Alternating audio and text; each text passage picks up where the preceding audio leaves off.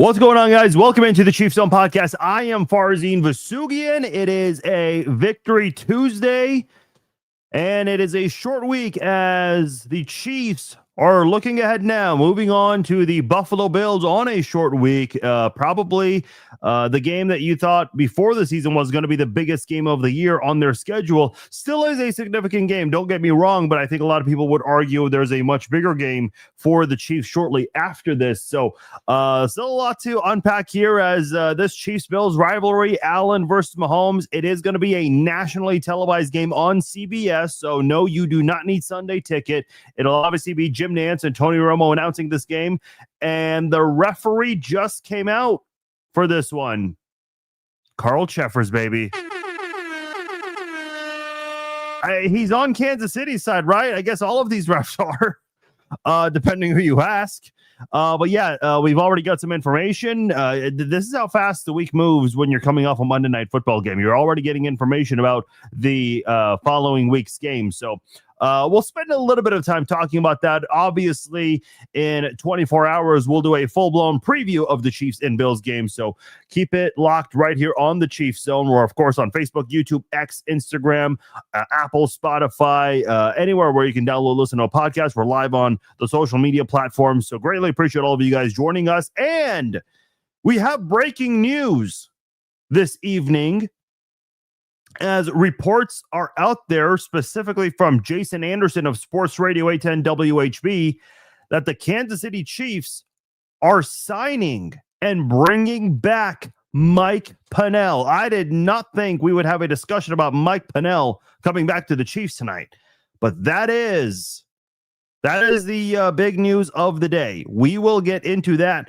shortly as well. And of course, going to answer your guys' questions in the comments. So if you guys want to get in on the discussion, please do so. Let me know your thoughts on anything if you guys have any questions, and we'll get right into it. Before we move forward, I want to let you know this podcast is brought to you by SeatGeek. That's where I go to for all of my sports ticketing needs, concerts, whatever it is you want to attend. We just had 3 home games for the Kansas City Chiefs. We still have KU, K-State, Mizzou football, college basketball coming up as well. I think exhibition games have been going on so far for college basketball. Yeah.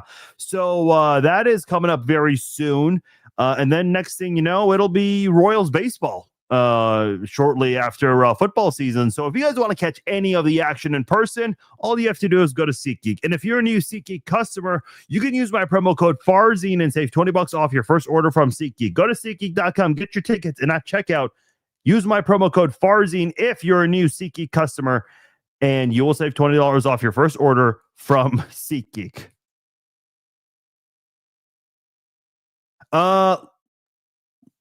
LO26 Rod says, do you have any info how many games that we have won with Cheffers reffing? Yes, I can actually get into that right now. Yeah, a lot of people not happy about. See, listen, sometimes whenever I'm getting ready to put together a photo, sometimes you just know what's going to draw a big reaction and what's not. I knew this was going to get a big reaction. But listen, I don't know the Chiefs' record offhand. I'll do it with you guys. So he officiated the Chiefs and Chargers game earlier this year, so that makes the Chiefs 0-1. He did the Chiefs-Texans game last year in December. That makes it 1-1. He was there for the infamous Kadarius Toney offside call. So 1-2. I mean, there's a better way to check this. Okay, let's see. 1-2 against the Eagles in Super Bowl 57, 2-2 against the Texans that same season, regular season, 3-2. He also did the Chiefs Raiders game. That was one where he got a bunch of boos from the crowd on the Monday Night Football game. So I've already lost track. 1-2, 2-2, 3-2, 4-2. Against the Broncos in 2021, that would be 5-2. Against the Bills in 2021, also, so 5-3. He was there for the Bucs Super Bowl against the Chiefs, so 5-4. Against the Raiders in late November, 6-4.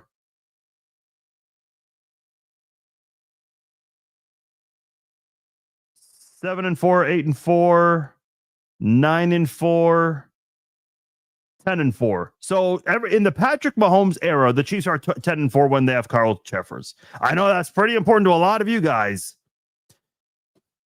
Hey, there's a commenter saying, hey, greetings, it's me, Isaiah Pacheco. Kindly follow me and send me a direct message on my DM.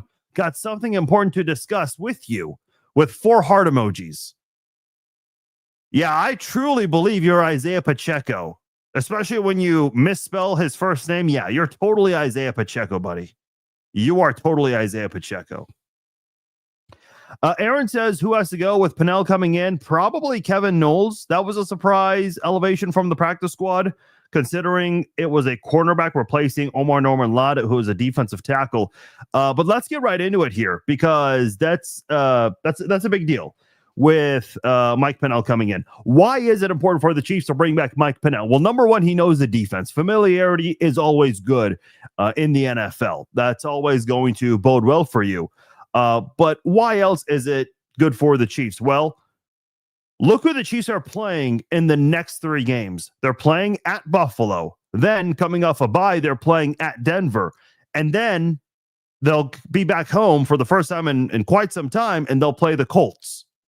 What do those 3 teams that the Chiefs have in their next 3 games, Buffalo, Denver, and Indy, what do they all have in common? They all have a running back in the top 3 in rushing yards. And you know, Kansas City, they've gone 34 consecutive games without allowing a running back to rush for 100 yards. Could that come to an end in these next 3 games? It's a possibility. Derek Nottie has not been doing real well for you. Omar Norman-Lott suffered a season-ending injury, so he's obviously unavailable. The Chiefs desperately need help in the middle of that defensive line. And I think bringing back Mike Pennel is a very good move. And I would argue the Chiefs are not done yet with defensive line moves. I still would like to get a guy like Calais Campbell in Kansas City. A couple of you guys were asking me if the Chiefs would still be active with the defensive line before the trade deadline next week. I would like to see Calais Campbell in Kansas City. And, you know, for now you have Mike Pennel. That's a pretty big deal. And I mentioned they've got running backs in the top 3 in rushing yards. So they'll face James Cook this week. He's 2nd in rushing yards. They've got J.K. Dobbins after that, who plays for the Broncos. He, I believe, was with the Chargers right before that last season. He is 3rd in rushing yards. And then they'll be back home to face Jonathan Taylor. Those are the 3 running backs the Chiefs will be facing in the next 3 games. James Cook, J.K. Dobbins, and Jonathan Taylor. I mean, you're literally playing the 3 best running backs in the next 3 games. Jonathan Taylor has more than 1,000 yards of scrimmage from scrimmage, more than 800 yards rushing this year. He's tearing it up. He honestly should be neck and neck with Patrick Mahomes for MVP right now, but they don't give MVP to the running backs. It's a quarterback driven award. He's definitely the clear-cut front runner for Offensive Player of the Year right now. No question about it. I mean, who else is ahead of Jonathan Taylor right now? I can't think of any logical answer that would put anyone else ahead of Jonathan Taylor. He's been tearing it up this year. Defenses have had no answer for Jonathan Taylor this season. He had a little bit of a quiet stretch in his career. Last year, he bounced back. I think he had 1,400 rushing yards. And now he looks like he might have a career season. He's on pace to kind of do what Saquon Barkley did last year. Man, that running back position has really come back to life in the NFL. Not that it was going to be extinct like the fullback position, but I guess it just wasn't being utilized, and a lot of running backs weren't getting the money that they wanted. And now I think guys like Saquon Barkley, Derrick Henry, James Cook, Dobbins, Taylor, I think they're really helping kind of revitalize that running back position right now. So it is good to see. But as far as having Mike Pennel back, this is the perfect time to have him back, especially when you're about to go up against 3 elite running backs, the 3 statistically best running backs in the next 3 weeks.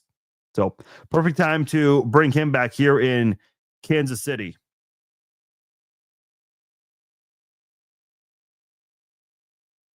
So other big news that came out today, we learned about Isaiah Pacheco. He has suffered a he sprained his MCL, and he is considered, I believe, week to week. I'm pulling that up to get that in front of me. Yeah, not ideal for Isaiah Pacheco. Yeah, apologize. Just seeing some comments, some weird comments, and not laughing about Isaiah Pacheco's injury. Definitely not laughing about that. But yeah, comment section gets a little weird sometimes, so I'm going to minimize that for now.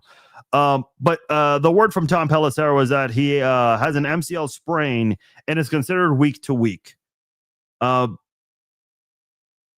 Listen, there's never a good time to lose a player.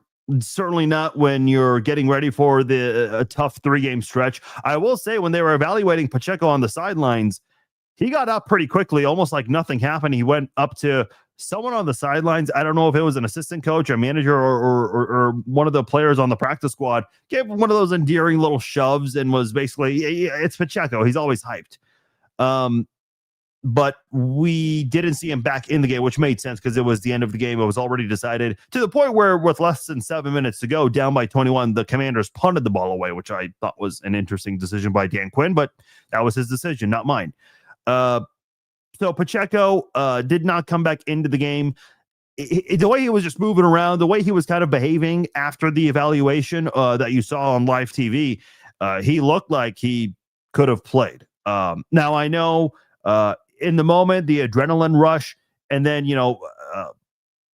12 hours later, when you wake up and you're feeling a little different, that can certainly have a much different impact. So maybe woke up feeling a little different today with the knee, but it's an MCL sprain for Pacheco.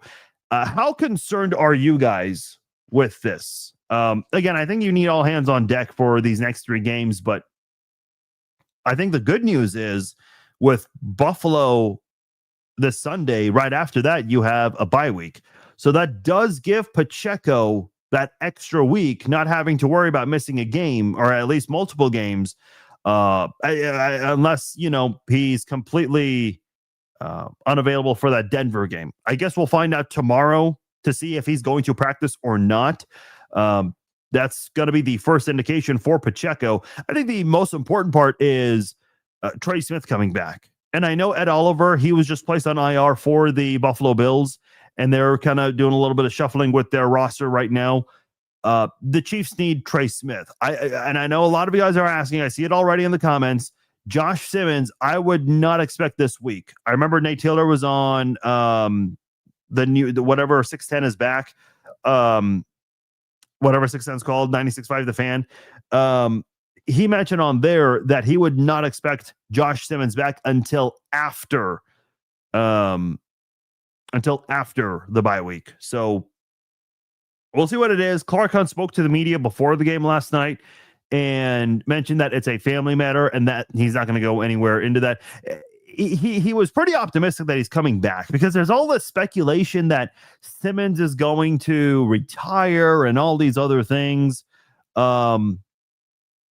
But we'll see. So hopefully Trey Smith is practicing tomorrow. That'll be the first indication to see whether or not if he could be trending towards playing on Sunday. The Chiefs could definitely use him. Listen, I thought Mike Caliendo held his own. Was it great? No, not at all. Far from it. But the Chiefs were down 2 starting offensive linemen. Yeah, Mahomes got sacked 3 times, but it's not like he was running for his life every other play out there like he was last season. I mean, I will fight that battle. I still felt like the offensive line did well. You put up 28 points. First half, kind of a struggle, but those halftime adjustments, man, both offense and defense, you saw a lot of changes made, and I feel like the offensive line did play better in the second half. So we'll see what happens with the injury front there and what the Chiefs are going to do moving forward. No need to play Pacheco next week, plus the bye should help immensely. Yeah. And listen, I will say this. I think this is actually a good opportunity to get Brashard Smith more involved in the backfield, because he's been used mostly in the passing game. And no, I'm not counting all the carries he got in the fourth quarter against the Raiders. Dude, I was checked out of that game. So were a bunch of you guys. it was good for him to get that experience, get that action, but it wasn't anything too significant that you could really hang your hat on there. But I think, Kareem Hunt's going to be your feature back and a guy who's used in short yardage situations like usual. But I still believe Brashard Smith will get some carries this Sunday. Now, ultimately, we know how Kansas City operates. It's going to be the passing game. Okay. Rashee Rice, Travis Kelce both had 90 plus receiving yards in last night's game against the Commanders. They both played much better in the second half. I know Hollywood Brown was quiet in this game. A lot of talk about Tyquan Thornton and how he was not targeted in this game. As a matter of fact, I don't know if you guys listen to Shannon Sharp and Ocho Cinco on their podcast on YouTube. Shannon Sharp called out the Chiefs and was talking about why Tyquan Thornton's not being used, especially when Xavier Worthy was unavailable for a couple of games. Rashee Rice was obviously dealing with that suspension. And Tyquan Thornton rose to the occasion and really came through for that offense when the offense needed someone to step up. Hollywood Brown and Juju Smith-Schuster had been doing well, filling in. Well, I shouldn't say filling in, but guys who were contributing in a bigger manner because of the absences of Xavier Worthy and Rashee Rice. And then, I think to a lot of people's surprise, Tyquan Thornton was somebody who stepped up and made some really big plays for Kansas City when they needed it. He was leading the Chiefs in receiving. It was him or Kelce neck and neck as a leader in receiving yards. And we haven't seen Tyquan Thornton really since Worthy's returned. If you go through Tyquan Thornton in his stats, I know in the Baltimore game, which was Worthy's first game back, he only had one catch. Now, that one catch was in the end zone. That was obviously a very significant catch. Anytime you can get 6, but it was just one. And the Jacksonville game, still no Rashee Rice, but he had 3 catches for 90 yards. All of them were in the first half, though. I was surprised we didn't see more of him in the second half. I think the Chiefs could have used more of him in the second half of that game. And then after that, against the Detroit Lions, he was not targeted in that game. Against the Raiders, he only had 1 catch. It was a big catch, though, 39 yards. I think if he stayed on his feet in that one, he probably could have jogged to the end zone. And against Washington, no targets in this game. So in 2 of the last 3 games, Detroit and Washington, he's not been targeted. I did get a tweet today from someone saying that maybe the Chiefs are wanting to save Tyquan Thornton for the Buffalo, to use him more in the Buffalo game. Because when you look at Buffalo right now, when their defense has to prepare for the Chiefs, they've got to account for a lot of guys. There's no question about it. When you look across Kansas City's offense, and I know we've gone through the names many times, but it's still worth going over because it's fun to talk about. You have the trio of Rashee Rice, Xavier Worthy, and Hollywood Brown. And guys who've been supporting good depth, Juju Smith-Schuster and Tyquan Thornton. I mean, you can't account for you can't cover all of those guys. You just can't. And Travis Kelce's playing way better this year than he was last year. I've talked a lot about the involvement that Kelce's had, and more so the contribution that he's had to this football team this year. Travis Kelce last year was averaging, 8.5 yards per reception. That was severely low, the lowest of his career. He was in the top 5 in receptions and yards, which was good. Don't get me wrong, but it wasn't. He wasn't having an impact. Now he's averaging almost 13 yards a catch. He has 3 touchdown catches this season. We're at the halfway point right now, and he already has the same number of touchdown catches this year that he had last year.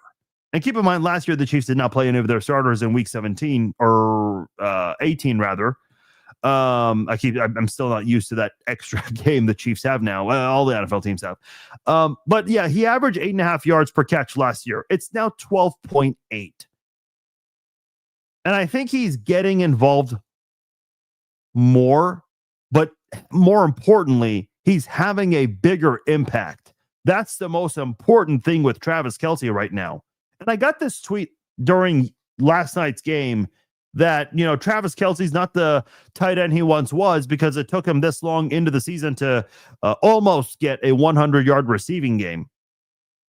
If you're going to judge Travis Kelce this year based on how long it's taking him to get his first 100-yard receiving game of 2025, you're not paying attention. you are not familiar at all with Kansas City's offensive operation. This is not 2022 where Travis Kelce, a much younger Travis Kelce, is your clear-cut number one pass catcher. And listen, I don't know who you guys would consider to be the number one clear-cut pass catcher right now. I would imagine a lot of people would say Rashee Rice. Listen, Rashee Rice is not going to statistically dominate every single game. Rice had, 94 yards in this game, and Kelce had 99.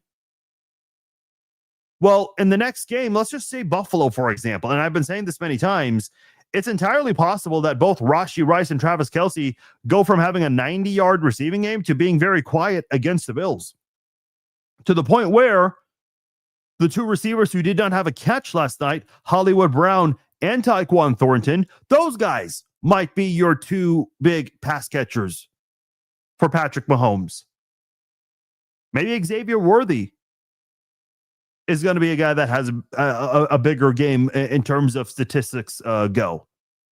So again, I know a lot of people get so caught up with Travis Kelce and not the same tight end he once was, and he still does not have a 100-yard receiving game. Who cares? Kansas City's not focused on, like, this football team. Their primary focus is not individual statistical dominance. And listen, I know this is not the best example because he was not a very successful GM, and it did not work well for Kansas City. But remember when Scott Pioli was the general manager of the Chiefs? And I remember, I think it was in his introductory press conference, he had a pretty epic quote in that one, where he said, teams win Super Bowls and great individuals go to Pro Bowls. He's absolutely right. And listen, I know the Pro Bowl format has changed to where instead of being after the Super Bowl, it's now before the Super Bowl. Think of the Chiefs right now.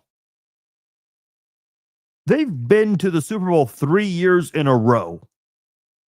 So obviously, because you've got a much bigger game to worry about, no Kansas City Chiefs players have been participating in the Pro Bowl games and the whole skill challenge that they do now. They have not taken part in any of that in a very long time. I think the last time the Chiefs took part in a Pro Bowl, you had guys like Tyrann Mathieu, Orlando Brown, Tyreek Hill on the team. They were, if I'm not mistaken, they were all present representing the Chiefs in that Pro Bowl. So whenever the Chiefs are getting ready for the Super Bowl, they get guys like Creed Humphrey, Patrick Mahomes, Travis Kelce. They end up getting replaced because they're preparing for a Super Bowl instead. So if you're out there, if you have fantasy football or if you're betting on these things for guys to get 100 yards in the triple digits, sure, you probably think negatively of them. But for the sake of winning and losing, this Kansas City Chiefs football team, they're not, this is not a team that could give a damn about not having the big game statistically speaking. That's not what this Chiefs team is after here. Who was it? I think it was Brendan Daly. And keep in mind, Brendan Daly, this guy had a lot of success in New England, winning 3 Super Bowls there, comes to Kansas City, wins 3 more Super Bowls. And he had a very interesting comment in a press conference last year where he talked about how he basically praised, and I'm paraphrasing here, he praised his defensive players for not really being too caught up with individual stats. The specific term he used was that nobody was bitching about their stats. And he talked about how he's had to deal with that in years past where players would be upset because they didn't have a great game or they didn't have the numbers they wanted. They didn't have the stats that they wanted. That's not what Kansas City's after right now. Kansas City right now has a top 5 offense and a top 5 defense. When was the last time that happened for the Chiefs? And specifically, when did that ever happen in the Patrick Mahomes era? I don't think it ever has. I don't think it ever has. I'm looking at the Chiefs right now. They're averaging almost 27 points per game. If you're wondering which 6 teams are ahead of the Chiefs, it's Indianapolis, Dallas, Detroit, Buffalo, Green Bay, and Seattle. Those are the only 6 teams ahead of the Chiefs right now in terms of points per game. If you want to look at the last 3 games, the Chiefs are averaging very close to 30 points per game. And to be exact, that's 29.7 points per game, tied with Green Bay. Only 4 teams are ahead of the Chiefs. Indianapolis averaging 35.7 points per game. They're on pace for a historic run there. Dallas at 31.7. Denver and LA Chargers, that is, tied at 30 points per game. Boy, the AFC West scoring a lot of points. All 3 AFC West teams won in blowout fashion over the weekend. So this Chiefs team, again, they're not looking for individual dominance here. They want to dominate as a team. So again, I get it if you're on DraftKings or if you're playing fantasy football and the guys you want to get 100 yards, maybe then it help with your payout, but that's not what the Chiefs are after here. I mentioned this before. I said before the season, I think Kansas City will be very similar to 2022, where there's no clear-cut number 1 wide receiver on the team, but Mahomes finds a way to distribute the ball to a lot of guys. The difference is that I think you can make a very strong argument that this set of wide receivers is by far better than what the Chiefs had back in 22. 22, your leading receiver was Juju Smith-Schuster and Marquez Valdes-Scantling. Juju is back on the team now, but under a much different role. Your primary receivers are Xavier Worthy and Rashee Rice. Both missed some time this year. Both are back and playing lights out for the Chiefs. They really are.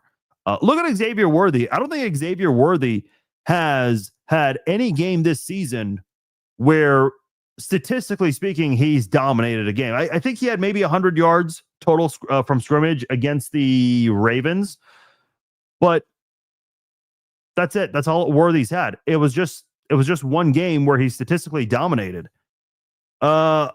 Jason says, I love how you said all 3 AFC West teams, like the Raiders don't even exist. Well, the Raiders didn't play this weekend. So that's why I'm not throwing shots at the Raiders. No, they just didn't play this weekend. I'm talking about all 3 AFC West teams that played. I did see some jokes Raiders fans were making about their team losing to a bye week. I remember when that was a joke with the Chiefs back in 2008. If you guys remember back with the Kansas City Star that season, they did the Chiefs versus the bye, and they would just make jokes about that. I think Jason Whitlock said the Chiefs were going to beat the bye week by a score of 3-2 because they would do their predictions for each week for the NFL season. Yeah, they had some fun with that with the Chiefs back in 2008. That season was not fun at all. That was the one where Herm Edwards and Carl Peterson. That was their last season with the Chiefs. So yeah, that was not a fun season at all. The Chiefs have certainly come a very long way since then. Chiefs have certainly come a long way this season. When you look at the Chiefs right now, a lot of people wrote off the Chiefs after that 0-2 start, did they not? Here's my question to anyone that writes off the Chiefs, whether you're in the media or you're just a fan. Why?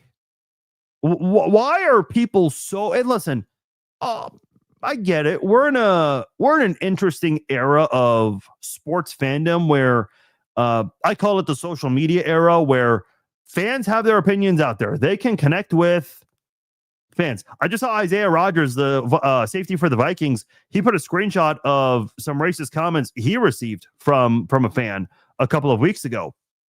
So fans can very well get connected with players and speak their opinions, and players, listen, they're all on social media, and the way social media is constructed, even if you're not following someone, their content will still come across your news feed, and you'll see what people have to say about you or your teammates. So everyone's opinion that's out there will come across your timeline at some point. Now, to go back to my original question, why are people so quick to want to write off the Kansas City Chiefs? And look, it's not just the Chiefs. I remember last year, I'll use the Eagles as an example. The Eagles fans wanted Nick Sirianni out. What do you know? They won the Super Bowl. But the Eagles did endure a 2-game losing streak not too long ago. And I was listening to sports. A lot of times I'll listen to or I'll watch a primetime game and I'll see, some big events that occurred there. And I'm like, you know what? I'd be very curious to know what the radio hosts from that city have to say and what their callers have to say. So I'll go on and turn on their radio station. There are a lot of apps that allow you to do that. I was listening to WIP 94 in Philadelphia. They wanted Nick Sirianni fired. They wanted a new quarterback. They wanted a new offensive coordinator. Now they've won 2 in a row. Are any of those people saying the same things about the coach or the quarterback? No, they're not. I still remember after the 0-2 start, a lot of people in the national media, they were writing off the Chiefs. A lot of people locally, they were going on and on about how Andy Reid, the game is past him. I even got questions about this when doing an AMA. I'm like, really? We're talking about the game getting past Andy Reid, the same Andy Reid who just, guided the Chiefs to 3 straight Super Bowls. We're really going to jump to that right now. This is where we are.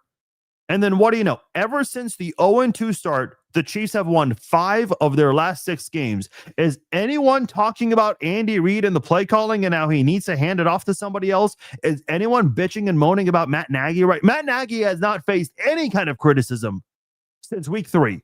Since the halftime of week 3 against the Giants, no Chiefs fan is complaining about Matt Nagy. Doesn't mean people like Matt Nagy. No one is a Matt Nagy fan, which, listen, I don't agree with that narrative. You can't, hate on someone and not just want to crucify them when things are not working. And when they're working, you don't want to give them any credit. I don't agree with that. Listen, if you're going to criticize someone when things are not working, show them some love and give them their props when things are working. I'm not seeing a lot of people say that about Matt Nagy right now. And again, I'm not saying you got to love him. And look, does it help that the Chiefs are at full strength right now? Yes, of course. Last year was not an easy season at 15 wins. If you remember the Black Friday game against the Raiders, the Chiefs won that game, but Travis Kelce, you could tell, was visibly upset heading to the locker room right away. And I saw that, I can't remember who said this. I think this was The Athletic. The Chiefs, they're having more fun this year at 5-3 than they did a year ago this time when they were, 7-0 or 8-0? I mean, think about that for a moment. The Chiefs won 15 games last year, and they weren't pretty games. Their offense was not doing too hot, at least by their standards. And this was a team that was squeezing out these weird wins. A toe out of bounds. A late pass interference call on 4th and forever. Couple bad calls here and there, of course. We know that happens every game.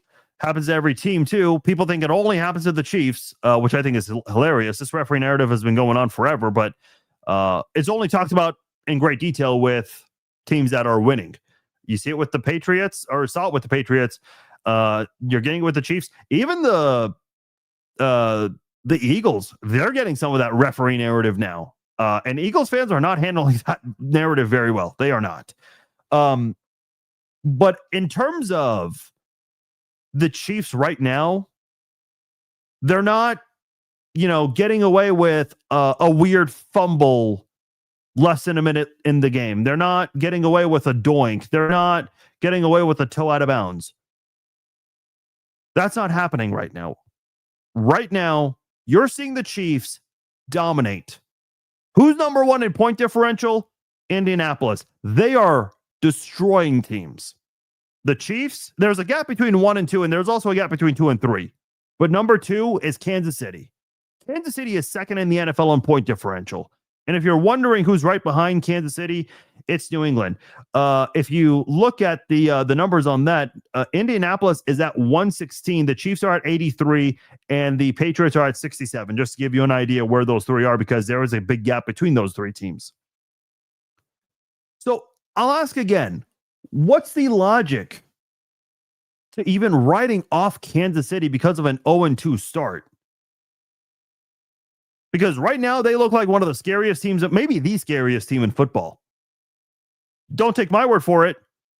Take it from Super Bowl 53 MVP Julian Edelman, who was part of a dynasty in his career. Listen, the Chiefs have been written off before. I still remember in 2021, they were off to a similar start. The difference was Patrick Mahomes was leading the league in interceptions during the first 7 weeks, and the Chiefs started, 4-3? They were last place in the West. The Raiders were leading the division, and people wrote off the Chiefs. I still remember Ryan Clark saying that they were done and broken.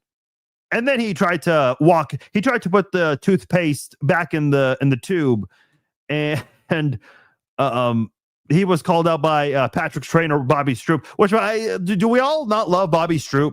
I mean, come on. Bobby Stroop's always out there. He's always out there fighting for Patrick Mahomes. You heard that clown Cowherd right off the Chiefs, and a couple days later, he couldn't stop talking about how good they are. Yeah, I mean, listen.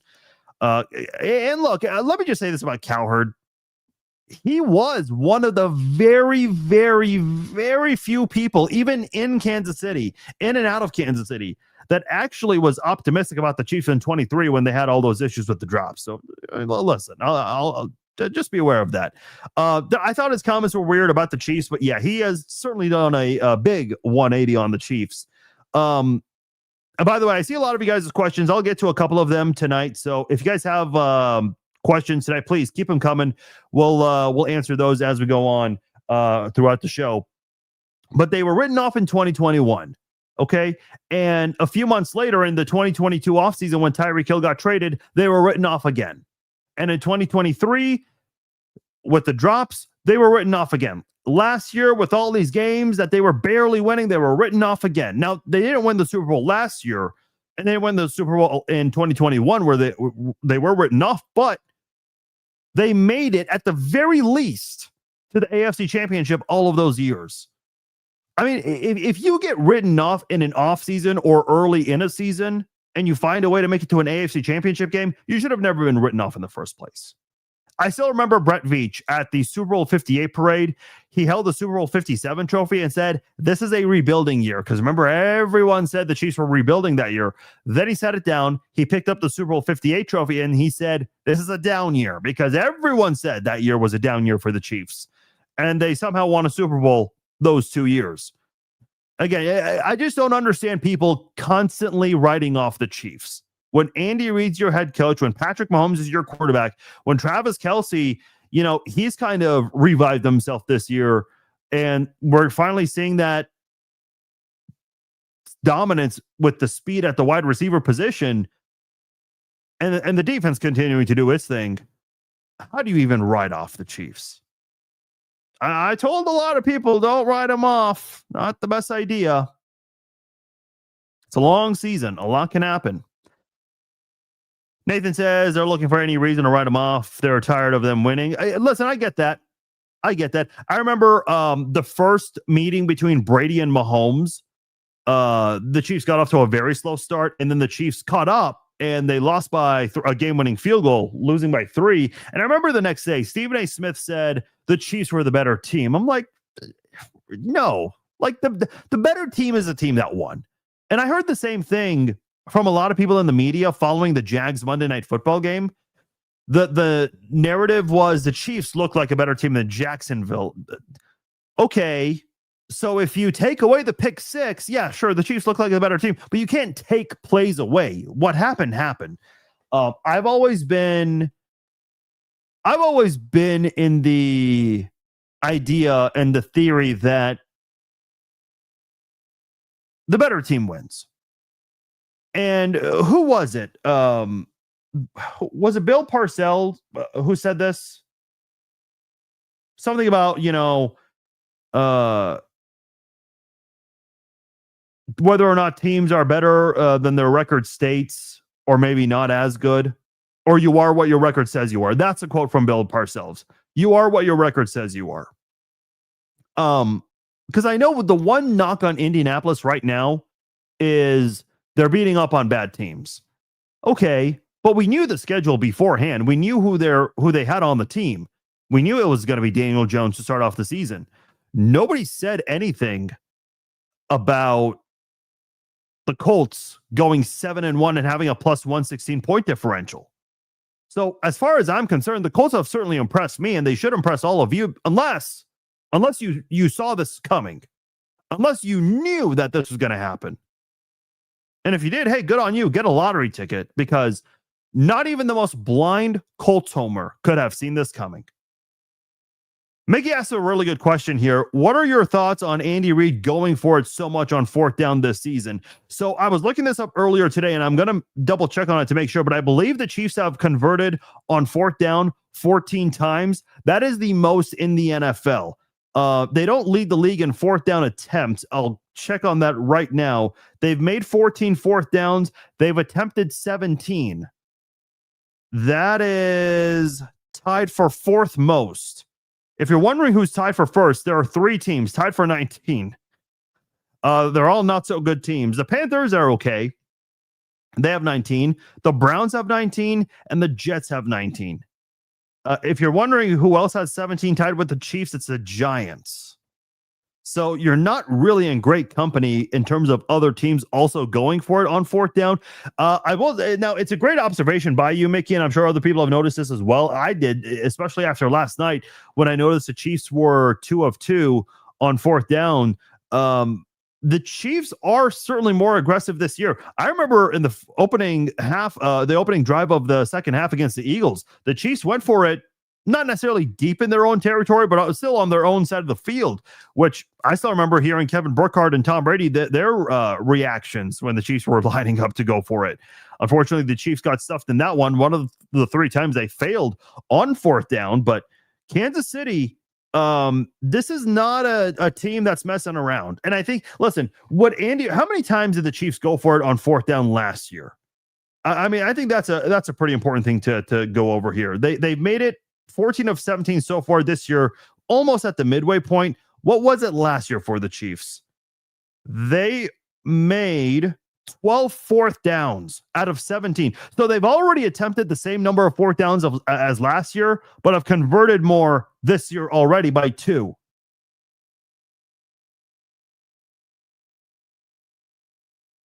So again, just looking at the Chiefs right now, they are more aggressive. And why do we see a big difference in fourth down conversions and fourth down attempts this year compared to last year? I think availability plays a big part in that.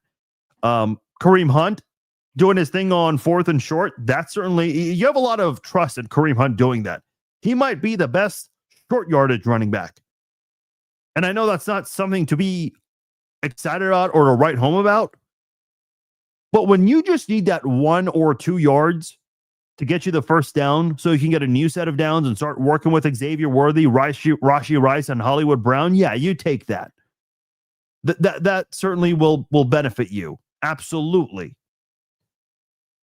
And again, I think another thing is, you're going to get every team's best shot. Even though the Chiefs got off to a slow start, they're still that team. When Jacksonville beat the Chiefs, was there not a parade in Jacksonville Monday night, a mini parade on social media? Yeah, there was. And listen, as they should, that's probably going to be their Super Bowl this season, beating the Chiefs on Monday night when Trevor Lawrence slipped and fell again and found a way to get back up and score a touchdown. That is their Super Bowl this season. And that's okay. Listen, I'll say this, and I know I'm going to lose some of you here in a moment, but as a KU basketball fan, I get it, man. Whenever KU basketball loses on the road, what do people do? They storm the court. Why do they storm the court? Because they just beat a powerhouse team. It's the same thing whenever the Chiefs have a rare loss. Everyone's celebrating. Did we not celebrate as fans in 2014 when the Chiefs beat the living hell out of Tom Brady and the Patriots the same night where they got back the record for loudest stadium in the NFL and in the world? Now it was a big night for Kansas City, especially 24 hours later. You had that wild card game against Oakland. And then 2017, when the Chiefs blew out the Patriots, again, dominating in that fourth quarter. The Chiefs fans were shocked, but they were celebrating that. Everyone was shocked. So, yeah, whenever your favorite team can beat a powerhouse team, even when you realistically know not much is going to be expected from you that season, you take that as your Super Bowl. Kansas City's Super Bowl in 2014 was beating the Patriots. today, the Chiefs, even if the Chiefs go and destroy the Bills this Sunday, that's great. But that's not Kansas City's goal this season, to destroy a team in the regular season, to destroy a conference rival. Their goal is to go and hoist that Lombardi trophy. Listen, that's the goal of all 32 teams, but realistically, we know only a few will have that. Did you notice how before the Raiders game, the announcers talked for a solid hour about Max Crosby, and then once the game began, we never heard his name again? Hilarious. I'll be honest, I'm always prepping for the game, so I don't catch a lot of the pregame stuff. So I did not get that. I need that Minecraft Chiefs shirt. That's really funny. You called it a Minecraft Chiefs shirt. This was last year's Salute to Service apparel. I always love listen, I got my hat here. You guys know me. This is one of my favorite hats. The US and the Salute to Service apparel. I love that stuff, man. I really do. But it's funny you called it a Minecraft shirt. That's the first time anyone's ever called it that. I like that. I don't think the Chiefs should be written off until they don't make an AFC championship game, and even that is questionable. I agree. Listen, the fact that they haven't missed an AFC title game with Mahomes, who does that in their first 7, possibly 8 seasons right now?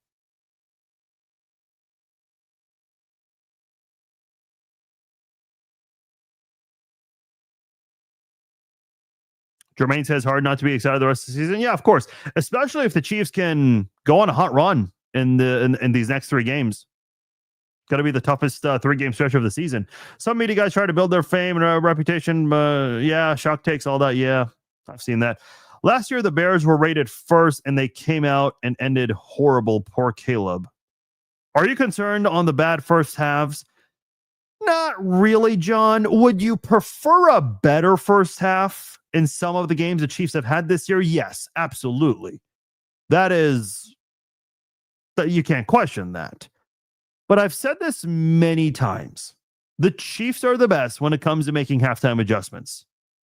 They made halftime adjustments yesterday. They absolutely did.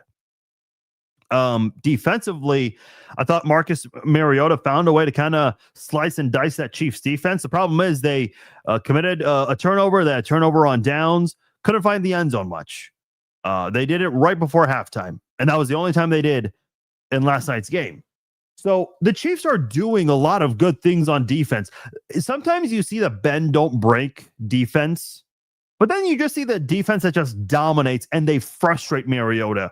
That sack by Mike Dana was massive. And listen, I know the score was still one-sided, but in the moment, it could still change the complexion of a game.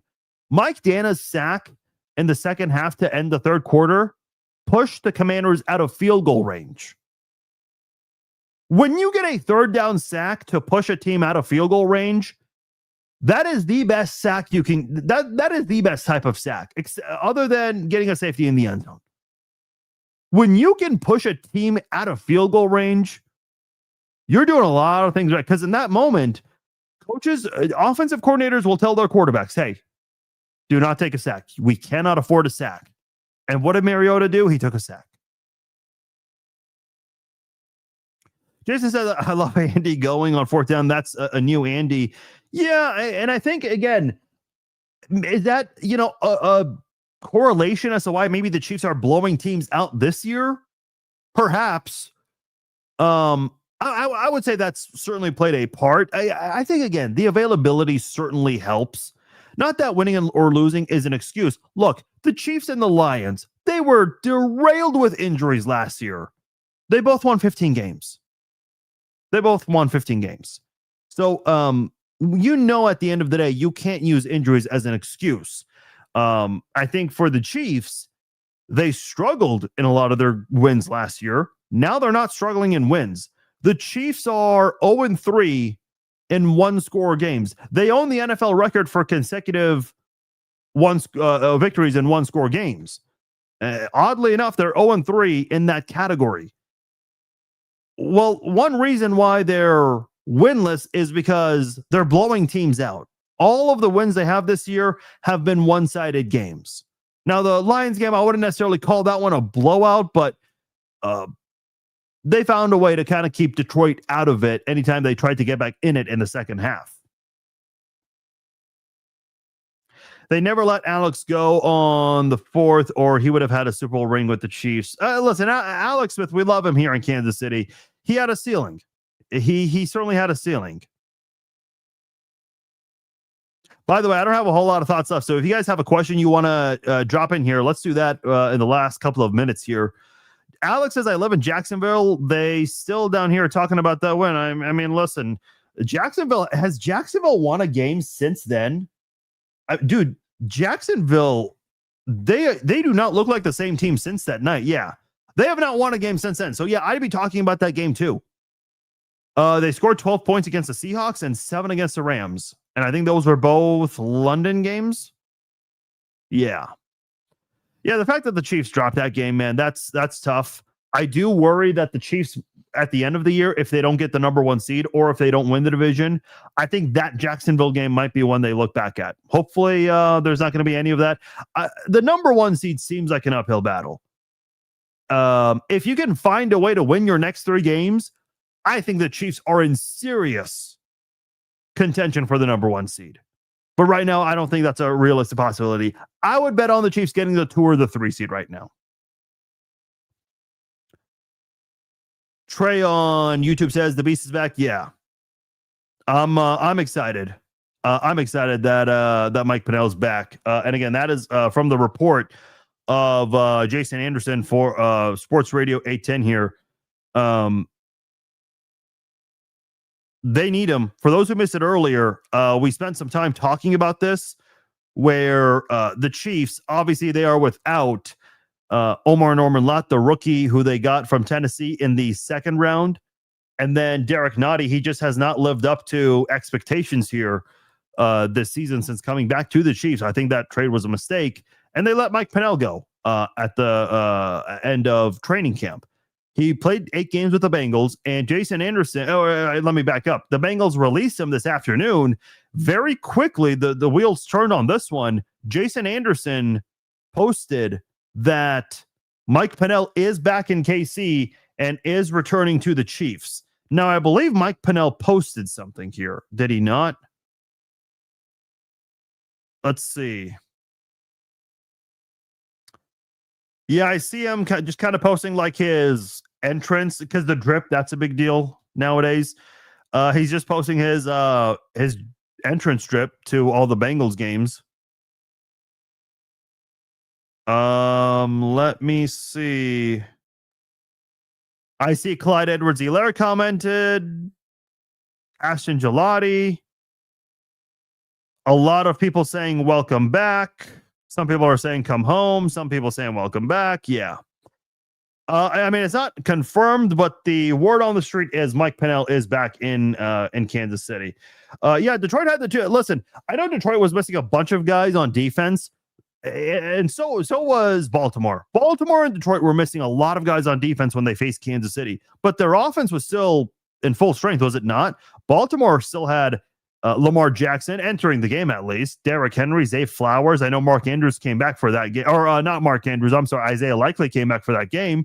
And then for Detroit, yeah, they had Sonic and Knuckles. They had Amon-Ra St. Brown.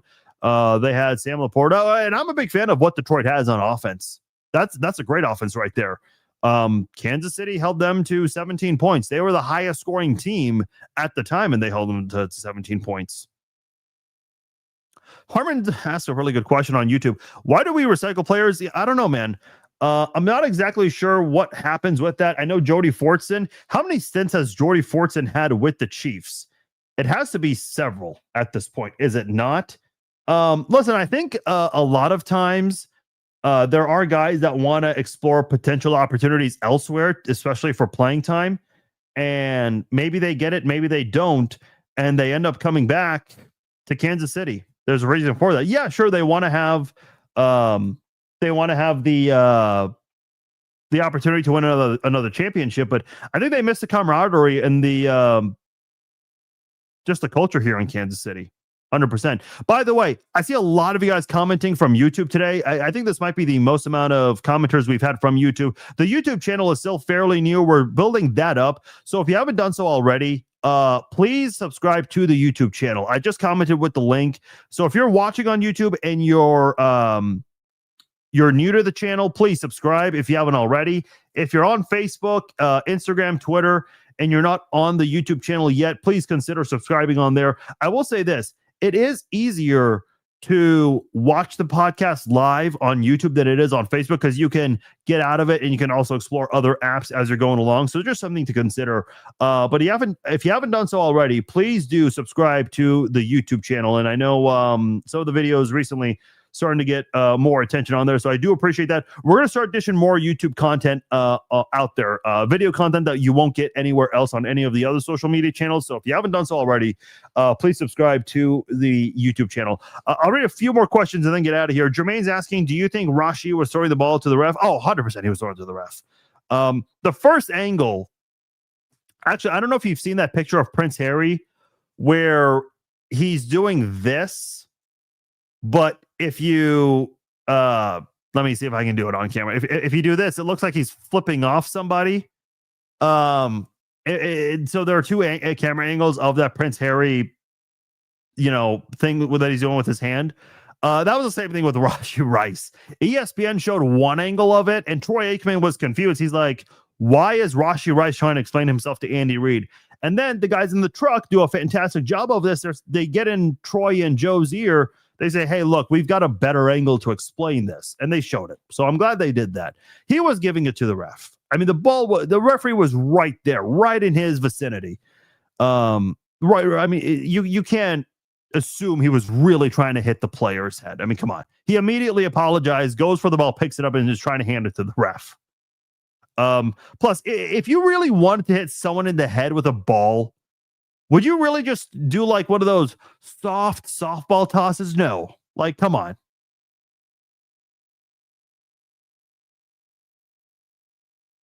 Aaron says, I see a 3 seed. Yeah, that's possible. Do you see any trade coming for the Chiefs? Or are we good at running back pass rush? Pass rush, maybe. I mentioned Jermaine Johnson. Also Calais Campbell. Guys that could maybe help your defensive line. I don't know if... I'm not going to dismiss running back completely. I just don't think it's as big of a priority right now. The defensive line market is not very good, and there's less than a week left. So if you want to get someone on your defensive line, you better make a move now, because if someone else gets it, you won't have a lot of viable backup options. Yeah, the penalties certainly never helped during. I agree. Trevor Lawrence will be at the... Yes, that is a player who will be at the Pro Bowl, not the Super Bowl. Yeah, Carl Cheffers, he's reffing him. He's reffing Sunday's game.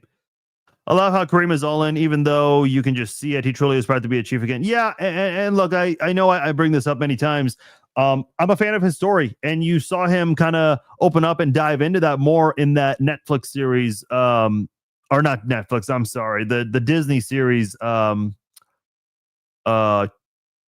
was it called? The Kingdom, I think. I just threw a brain fart on that one there. Yeah, The Kingdom, that's the name.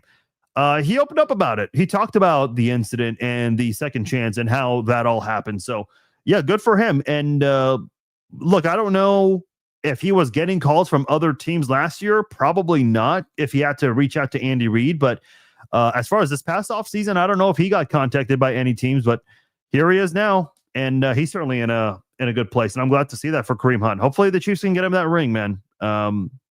He's learned from his mistake, and he deserves a Super Bowl ring for sure. Of course, Carl Cheffers is the ref. Yeah, the script is set for Eagles to push into another Super Bowl. Yeah, I listen. I've already got. I don't have an issue with the tush push. I do have an issue if the officials are not going to call it. You can't sit here as a fan of football, and I've seen a lot of fans, go on their screen recording app and getting Jawan Taylor false starting by 1/10 of a second. If you're going to call that out, you got to also call out the Eagles players who are jumping by 1/10 of a second, because that is happening. And on top of that, when he fumbles or Hurts fumbles, they're calling it forward progress when it's his teammates pushing him forward. Like, come on. That I will absolutely take issue with. And I think any owner that did not vote to ban it, they're certainly going to change their minds now. And there will be enough to get it banned. Yeah, I'm kind of surprised. New England traded a couple of players tonight. Yeah, that is interesting. I was not expecting that, but they're certainly active with trading away players. That's I don't know if those were guys that they were using much anyway, but you're seeing them very active with the trade deadline coming up. All right, I'm going to go ahead and get out of here, guys. I appreciate you joining me here on this episode of the Chiefs Zone Podcast. I am Farzin Vasugian. We will be back tomorrow to preview the game between the Chiefs and the Bills. If you guys join late and you miss any part of the live stream, it'll be archived very shortly on Facebook, YouTube, X. It'll also be available on podcasting platforms like Apple and Spotify, so you can download and check it out there.